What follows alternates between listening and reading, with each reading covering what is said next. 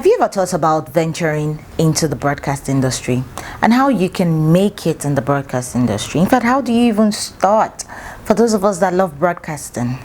Well, come along with me on Baby Boo's Nugget and let's talk about some tips on how you can carve a niche for yourself and make it in the broadcast industry. Come on. These days of broadcasting has changed. It's not like it used to be. Before we had the regular newscasters, programs, anchors and all of that. Now with the advent of social media, there are so many aspects of broadcasting. I mean, for you to be a part of the broadcast industry, to do what you love to do, because it takes love and passion to actually be a part of this industry, then you need to follow these few tips. The broadcast industry has evolved. So aside the regular TV presenters, the regular radio host and all of that, there are also other parts of broadcasting that you can delve into. There is podcasting, there's you being a newscaster, there's you being a sportscaster, that is sports broadcasting, you get to talk sports. There's you deciding to be a part of the media sales and or whatnot when it comes to bringing adverts into your station. Yes, like marketing of your station so that people can bring in their advert. There is that aspect of broadcasting as well. And then there is the aspect of traffic. I'm not talking about your roadside traffic where you have people controlling traffic. No, I'm talking about those that are in charge of scheduling the adverts. Those that are in charge of making sure that the advertisement that are brought into your company, into your station, goes at a specific time, and they make sure that they go at a specific time. It takes a lot to actually be a traffic officer. These are some of the aspects of broadcasting that they don't tell us in school. And yes, on Baby Boo's Nuggets today, we're going to be looking at how you can break into the broadcast industry in whatever aspect you want to be. Not all of us can talk on radio. Not all of us can appear on television. But then you decide which aspect of broadcasting you want to be. Which part of the industry do you want to grow? And then you start working on it. So let's talk about those tips on how you can break into the broadcast industry. Well, the first step is for you to tap into your community. We all come from somewhere, don't we? Yes. So tapping into your community actually means that you can decide to start with your community radio.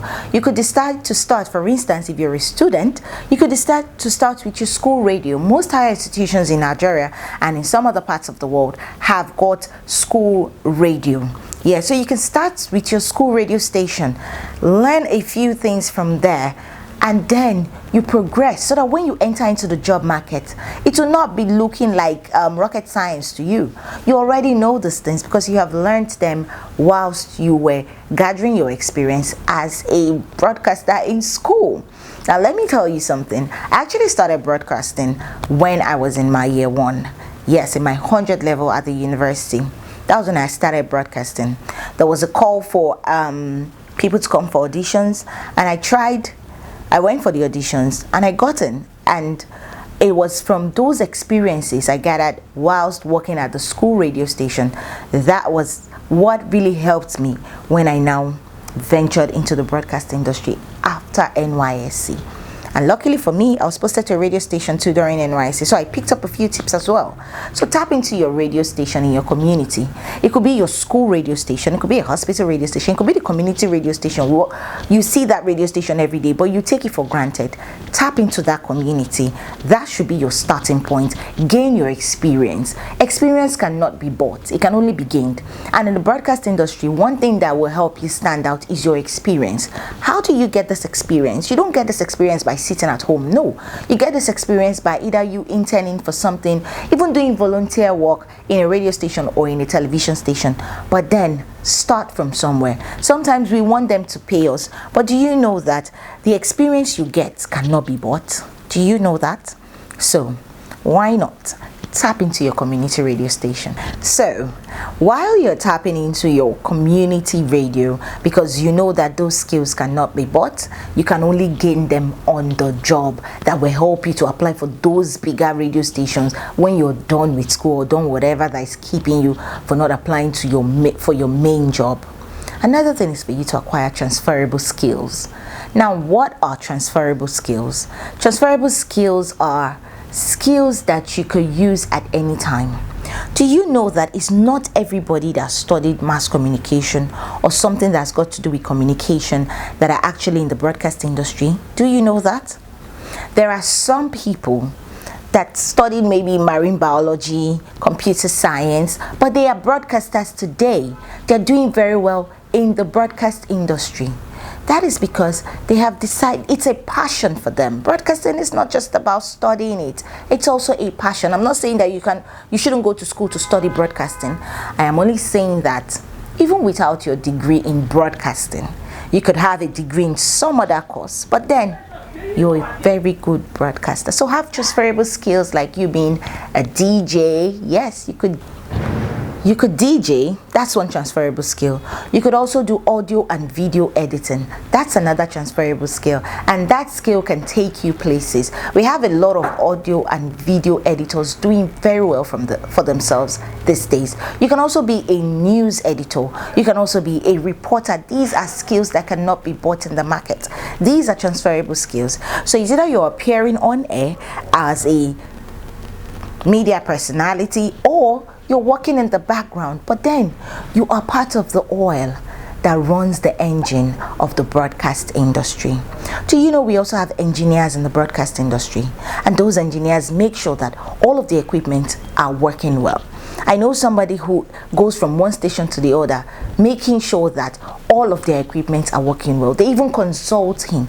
These are things you learn as you progress on the job. So it takes you to start from somewhere. These people that we look up to, that are gurus in the industry these days, they all started from somewhere. That's why I said we go back to what? Community radio. Tap into your community, then have transferable skills. These skills would help you. You will become indispensable. Employers want somebody who can do more than one thing. Yes, I am a broadcaster, but what else do I do? I present programs on radio, but aside that, what else do I do? I can read the news. I can edit the news. You are a plus. They will pick you before they take somebody who only knows how to just present programs. You who can read, edit the news, and probably do some other thing, maybe be a producer where you get to cut audio editing and all of that, be a video editor and all of that. They will pick you first in an interview before they take somebody who just knows how to present, either on radio or on TV. I hope you know that, right? So you have tapped into your community, you have transferable skills. What other thing can you do? Networking. Networking will take you places. Some of us are very shy. We don't like to talk to people. We don't like to even meet new people. But hey, I want to make it in the broadcast industry, don't I? So I have to network. I have to meet people, because these people will introduce you to other people and they'll talk about you. And before you know it, somebody's recommending you for something because you see the step we're taking from you tapping in into your community, then you having transferable skills, and then you networking, meet people. Initially, it's going to be awkward. It's even going to be very stressful for you meeting new people and trying to talk about your craft and what you do. But with time, it will be so easy for you to do. And do you know that networking is the only way that you can grow in the business of broadcasting? Everybody has got to know you. If they don't know you, how would they talk about you? If they don't know you, how would they recommend you to people? And do you know that by networking, you can learn new things whilst you're networking? Because we don't know it all in this industry, do we?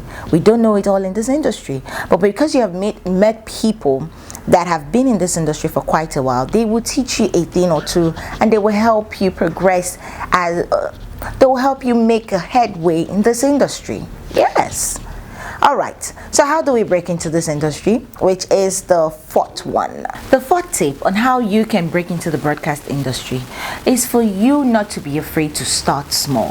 What do I mean by starting small?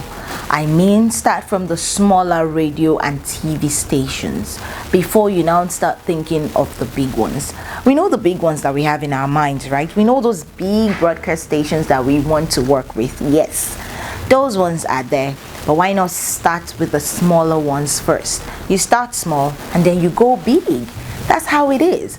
I used to tell a friend growing up that I would get myself a very big car, maybe a Range Rover Sport as my first car, or something big, you know, something that when I am driving my car, people will look at me and say, hey, who is that?